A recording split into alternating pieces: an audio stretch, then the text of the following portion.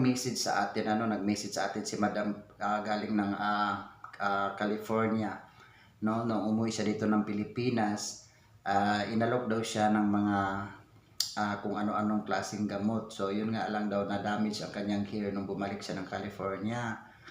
Ano ba daw ang differences ng branded at saka hindi branded? So ang branded kasi is safe talaga. Napaka-safe ng branded.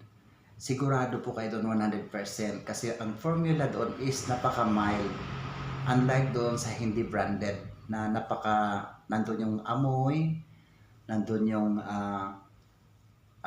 ang content niya is talagang iba talaga ang nasa hindi branded.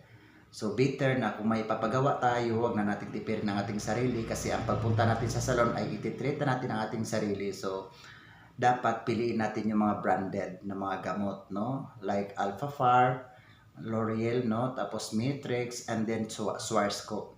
Kasi yan po ang ating number 1 na mga branded. So marami pa, no? Maraming salamat po.